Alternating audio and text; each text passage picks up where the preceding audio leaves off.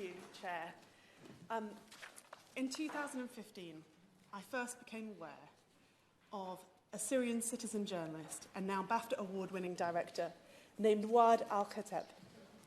Ben de Peer, editor of Channel 4 News, texted me with words to the effect of, Ali, you have got to watch our report from a citizen journalist in Aleppo.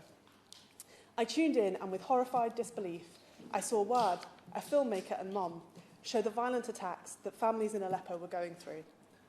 Her images, Chair, shook this country. Bombs were falling on hospitals. We saw it, Chair, but the bombing went on and on, from Aleppo to Idlib and beyond. So, Chair, this is a crucial debate, but regret about the past is not enough. We need action.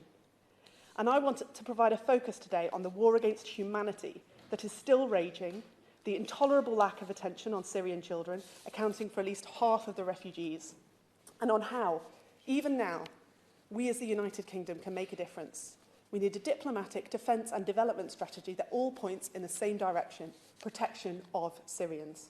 So can the Minister please explain how the UK's contribution to the Syrian crisis will make life better for displaced people this winter? When it comes to children, I would like to know the Minister's latest estimate of how many children are still out of school from Syria, wherever they be it in a camp or as a refugee in another setting. And what specifically is his plan to change that situation? And it's important, if facile, to say that those humanitarian problems did not appear from nowhere. The bombs have come from somewhere, and the lack of food is a consequence of the failure of the international community to protect those suffering.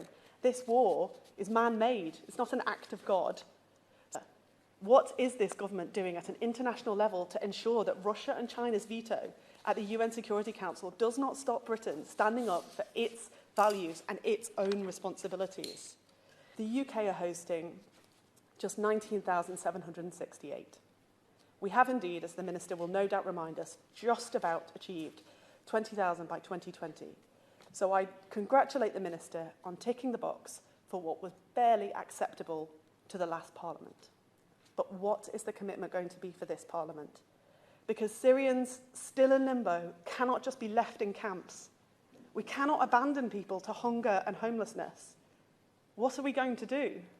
Well, Chair, there is another side to Joe's story. And it came last week in another short video shot by Waad Al-Khattab, who I mentioned at the beginning of my speech.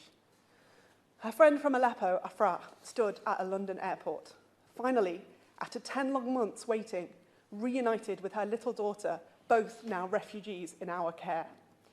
The video has no words, but shows Afra dropping bags and arms outstretched, running to finally hug her child, both having risked life and limb to get to safety in our country. That short film shows what we can be, not just a safe haven for those running from terror, but a country that truly understands there is no greater love than the care we show for our children. Action is urgent, Chair. At that point, let me also quote Waad, again in her tweet saying, "I cannot describe how happy we are to be together. A new start and a future until we can be back in Aleppo." The first part of repaying the debt we owe to the Syrian diaspora here in the UK is to listen to them. And I would ask the Minister how he plans to listen to Syrians here in the UK about how they see the future of their country. And I ask the Minister to respond to that point and all the other questions I have raised.